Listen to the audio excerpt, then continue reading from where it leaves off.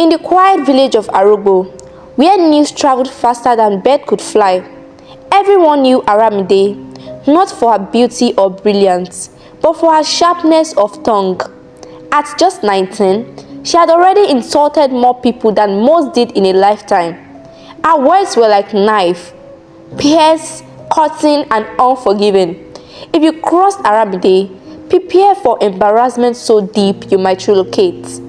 She didn't need a reason to speak. She would lash out at anyone, old, young, rich or poor. She would say whatever came to her mind without remorse, without regret. To her, it was cruise. To others, it was cruelty. Aramide's parents, Baba and Mama Aramide, were humble farmers who often sighed in shame each time villagers complained. God, who did I offend to deserve this child? Her mother would mutter. One hot afternoon, Aramide was heading to the market to help her mother buy palm oil when she saw an old woman struggling to carry a heavy sack. The woman's leg shook, her back bent like drawbow. "My daughter, please help me carry this small load," the woman said, sweat dripping from her forehead. Aramide rolled her eyes. "Am I the one who told you to be barren? You sold your womb for riches and now you want the children of others to suffer for it. Abeg, shift jare," she eased, walking off. The old woman blinked in shock. "May your words not trap your future," she whispered, limping away. That wasn't the first time. Aramide once mocked a woman whose husband had married a second wife. "Auntie, maybe if you knew how to boil ordinary water, your husband wouldn't be eating another woman's soup." She once abused a jobless man in the village square, saying, "You're always wearing faded shirts. You think suffering is a talent?" Despite her reckless mouth, Aramide had one secret weapon. She was extremely brilliant. One day, her uncle, Uncle Taye, came from Lagos for a family burial. He was a wealthy accountant who worked in a top firm in Victoria Island. He had heard about Aramide's academic brilliance and decided to take her to Lagos to further her education. The news spread like wildfire. Aramide danced around the compound, shouting, "Lagos, here I come." Her parents advised her, "My daughter, you are brilliant, but your mouth will ruin you. Lagos people don't tolerate disrespect though." She nodded but rolled her eyes behind their back. When she got to Lagos, her jaw dropped. Her uncle's apartment was massive, tiles everywhere, shining lights, and a toilet that flushed without a bucket.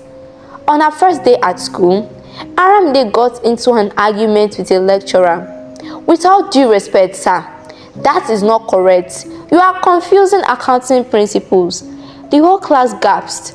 The lecturer was furious and reported her to the school authority. A disciplinary committee was set up and her uncle was summoned. Uncle Taye was deeply embarrassed. "I brought you here to study, not to disgrace me." Her reputation crumbled. Students avoided her like a plague. Some whispered, "That's the village girl with the poison mouth." For the first time, Aramide felt true loneliness. She had no friends, no one to talk to. She cried at night and stared at the ceiling, wondering if maybe, just maybe, it is time to grow up. One night, she stood in front of the mirror and said to herself, "Aramide, maturity is not about having a degree. It is about controlling your mouth." It was hard at first. She bit her tongue many times in class. She smiled instead of snapping. Gradually, her classmates began to notice. They saw the brilliance without the bitterness. They started sitting near her, asking for help with assignments. Her uncle noticed the change. "Aramide, you've grown, oh," he said with pride. One day, she met a handsome, respectful guy named Chuka. They started with simple greetings in the hallway. Soon, they were spending hours talking, laughing, and growing together. Aramide had never been this happy or this calm. Years passed. She graduated with first class in accounting. Her uncle cried tears of joy. She secured a high-paying job at a multinational firm. Every month, She sent a generous amount home to her parents. Her village rejoiced.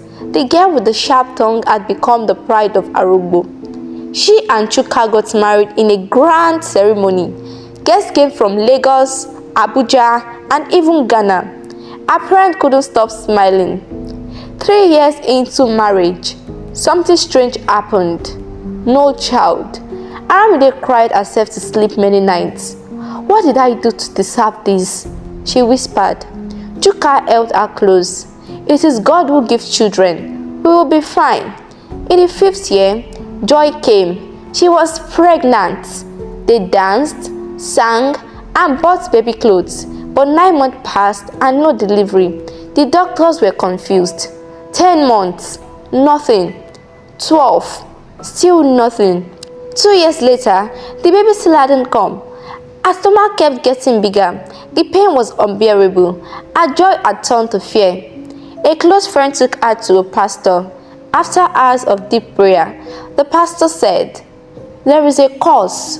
You've once called the barren woman cursed. Her pain became your judgment." Aramide fell to her knees, weeping. "I was young. I didn't know.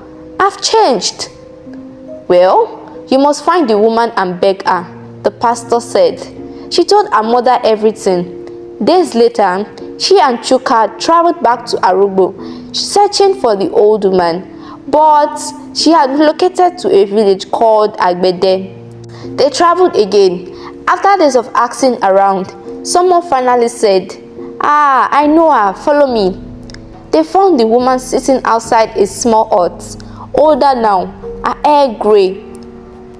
"You," the woman said, recognizing her. "Why are you here?" Aramide knelt. "Mama, I was foolish. I am sorry. Please forgive me. I am no longer that girl. I beg you." The old woman said, "Your words caused wounds, but I can see changes in your eyes." She performed a cleansing ritual and gave Aramide a herbal drink. "Go. This child will soon come." Back in Lagos, she returned to the pastor, who prayed over her again. 2 weeks later, she went into labor. She delivered a bouncing baby boy. Tears of joy filled the hospital room. Chuka wept. Her parents danced. Chuka wept. Her parents danced. And they both lived happily ever after. Aramide learned her lesson the hard way. The moral of the story is this: your words are seed. Plant them with care.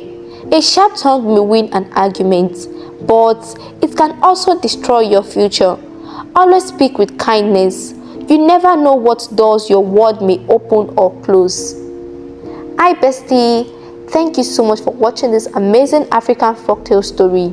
I hope you all enjoyed it and I hope you all learned something from this story.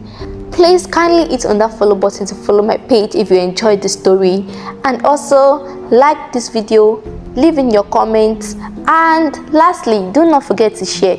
And I'll see you in another of my video. Till then, stay blessed and stay safe. Bye bye.